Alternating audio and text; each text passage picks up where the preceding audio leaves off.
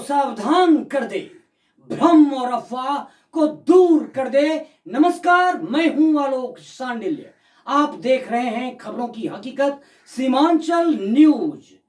Ticket को लेकर आगामी विधानसभा चुनाव में अब मंजर घमासान नजर आने लगा है।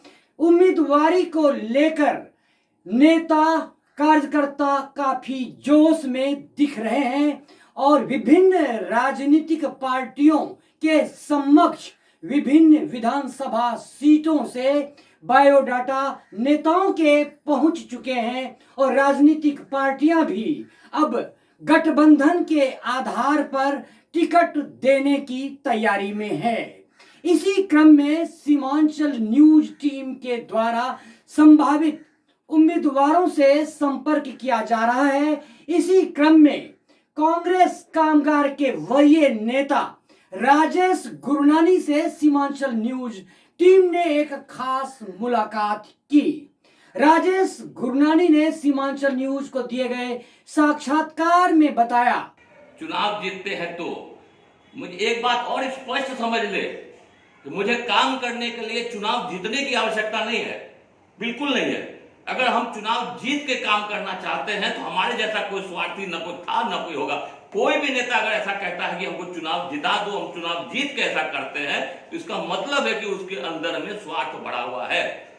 हम लोग अब तक का 20 साल का हमारा इतिहास है, हम कोई चुनाव अभी तक नहीं जीते हैं, न लड़े हैं। तो उसमें हमारा एक सुझाव, ये काम जो जनता का है उसके लिए मुझे विधायक बनकर काम करेंगे ऐसा कोई वो नहीं है। हम काम करते थे, करते हैं और आगे भी करते रहेंगे इस उम्मीद के साथ। चूंकि विधान की विगत वर्षों से बिना विधायक बने वे विधायक का काम कर रहे हैं और जनता के काफी करीब हैं। आइए जानते हैं राजेश गुरनानी जी क्या कह रहे हैं कटिहार वासियों से। मैं हूं नीसा और आप देख रहे हैं सीमांचल न्यूज। आइए मिलाते हैं आपको कांग्रेस के वरिष्ठ नेता राजेश गुरनानी जी से। मेरा नाम राजेश गुरनानी, बिहार प्रदेश असंगठित कामगार कांग्रेस के बिहार के अध्यक्ष और पूरे बिहार में असंगठित कामगारों को एकजुट करने का जो दायित्व श्री राहुल गांधी जी ने दिया उसको बखूबी अब तक निभाते आ रहा हूँ। यही मेरा छोटा सा परिचय। दावेदारी के बारे में बताइए। देखिए, दावेदारी तो हमारा अधिकार है। मैं हमेशा कहते आया हूँ कि जो पाठ 5 साल पढ़ते हैं उसकी परीक्षा नहीं देंगे तो बिल्कुल विद्यार्थी कहलाएंगे। और माफ कीजिएगा, राजेश गुरनानी कम से कम बिल्कुल विद्यार्थी नहीं है। मजबूती के साथ रहेंगे क्योंकि जनता ने यहाँ तक पहुँचाया है। जनता के हक हकूक के लिए लगातार लड़ते हुए आए हैं हम लोग और उस लड़ाई के क्रम में न जाने क्या क्या चीज हुआ नहीं। 2 बार जेल गए, पुलिस की लाठियां खाई, अनशन, हजारों अनशन हम लोगों ने किया, प्रदर्शन किया, सिर्फ एक ही बात पर कि कटिहार में अराजकता को दूर भगाना है।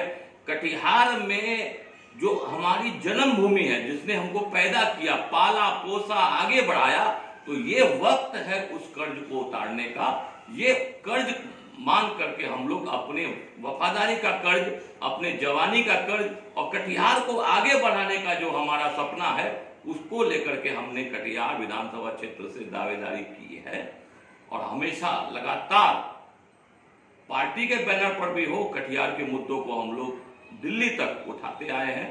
जिसमें सबसे मुख्य मुद्दा जिसको कानूनी शक्ल हम लोग देने में सफल हो गए वो है वेंडिंग एक्ट 2014। इसका फायदा हम लोग अभी तमाम कटिहार वासियों को दे रहे हैं। निस्संदेह हमने अब तक अपना बिना विधायक बने अपने विधायक वाला काम करते आए हैं, तो अब जरूरत है इसमें मोहर लग जाने की।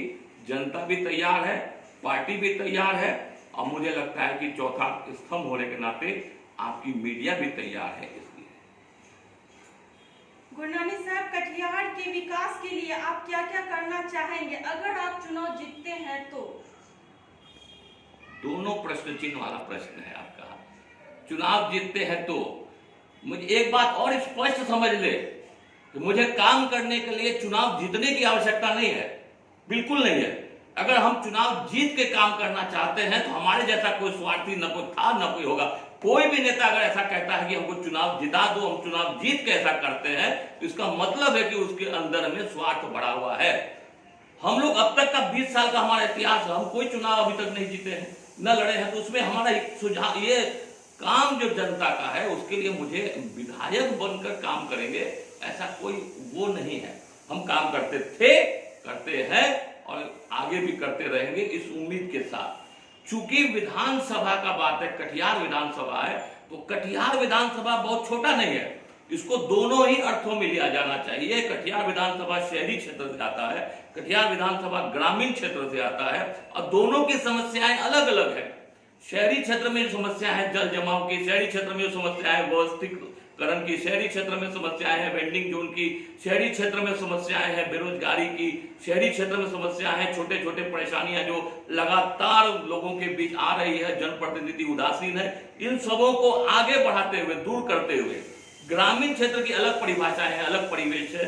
यहाँ पर ग्रामीण बेस कोई उद्योग नहीं है, मखानों की खेती होती है, केलों की खेती होती है, मकई की खेती होती है, आलू की खेती होती है, उससे संबंधित कोई उद्योग ग्रामीण क्षेत्र में नहीं है। हमको तो अफसोस के साथ कहना पड़ रहा है और बिल्कुल लड़ाई के मूड में कहना पड़ रहा है। मैं जनता के बीच जब जाऊंगा इस चीज को निश्चित रूप से उछालूंगा। हमको तो आश्चर्य इस बात का लगता है कि 30 साल हो गए कटिहार विधानसभा में और 30 साल तक विकल्प हमारा नहीं बदला। आज भी उसी दोनों विकल्प के आश्रय पे हम लोग जीते आए हैं, जो आज तक कटिहार के लिए हित हकूक में कोई काम नहीं किया। में भी वही मोदी का चेहरा लेके आते हैं, वार्ड कमिश्नर में भी वही मोदी का चेहरा लेके आते हैं। इसका मतलब क्या हुआ? इसका मतलब यह है कि आपकी पार्टी में नेतृत्व की कमी है, आपके पार्टी में विश्वास की कमी है। तो अब लाल कृष्ण आडवाणी जैसे लोगों को आपने दरकिनार करके रखा हुआ है, क्योंकि आपके अंदर असुरक्षा की भावना है, और वही असुरक्षा की भावना आज माननीय विधायक महोदय में आ चुकी है। 15 साल के कामों को कभी आप गिना नहीं पा रहे हैं, जनता के बीच जाने से हिचक रहे हैं, तो निश्चित रूप से 15 सालों का आपका ये दुष्परिणाम है, जो इस बार विधानसभा में जनता निश्चित रूप से दावे के साथ आएगी और कहेगी कि आपने 15 साल कटिहार को लूटा और आपने 15 साल लोग कटिहार को बर्बाद किया राजनीति के तौर पर। अब बारी है जनता की, जनता के सेवकों की बारी है। तो ये जो काम है, चाहे वो जल निकासी का काम हो, चाहे वो इंडस्ट्री लगाने का काम हो, चाहे वो छोटी छोटी जो समस्याएं हैं हम लोग के बीच में, आज देख लीजिए वृद्धा पेंशन में लाइन लगी हुई है, आज देख लीजिए वेंडिंग एक्ट में कोई कार्ड नहीं बन रहा है, आज देख में कोई भी काम सिस्टम से नहीं हो रहा है। इसलिए हम लोग चाहते हैं कि एक पावर कॉम्प्लेक्स हम लोग बनाए और उस पावर कॉम्प्लेक्स में जनता की जो एक एक समस्याएं हैं, जनता यहाँ आए, चाय पिए, पानी पिए और सिर्फ अपनी समस्याओं को रखे। तो निश्चित रूप से मानिएगा, जहां पर हम सारे प्रशासन के पदाधिकारियों को, वो हमारे नौकर हैं, न कि हमारे राजा हैं। आप उनको जी हजूर कर सकते हैं, लेकिन राजेश गुरनानी ने उसको जी हजूर आज तक न किया है और न करेगा। आप देख लेंगे विधायक होने के बाद तमाम प्रशासन के पदाधिकारी इसी दरवाजा पे, इसी सीढ़ी पर चढ़ के आएंगे और जनता का काम यहां से बैठकर होगा। ये वादे के साथ जनता के बीच युद्ध में मैं उतर रहा हूं। सर, कांग्रेस बिहार में कितनी सीटों से चुनाव लड़ रही है? ये सीटों की जहां तक बात है, आपने मेरे आवेश को ठंडा कर दिया। तो ये जो सीटों की मामला है, तो सीटों की मामला में तो हाईकमान का निर्णय चलता है। हम लोग 80 सीटों पर दावा किए हैं, क्योंकि हमारे साथ उपेंद्र कुशवाहा जी की पार्टी भी शामिल है, तो अब हम लोग की सीटें 90 हो गई है। आपके चैनल के माध्यम से फिर एक बार स्पष्ट रूप से बता देना चाहता हूं कि हम लोग उन सीटों पे दावा कर रहे हैं जिन सीटों पे जदयू चुनाव पिछली बार लड़ा था। हम उन सीटों पे दावा कतई नहीं करेंगे जिन सीटों पे राजद चुनाव लड़ा है। राजद हमारी सहयोगी पार्टी है, छोटे भाई की भूमिका में है।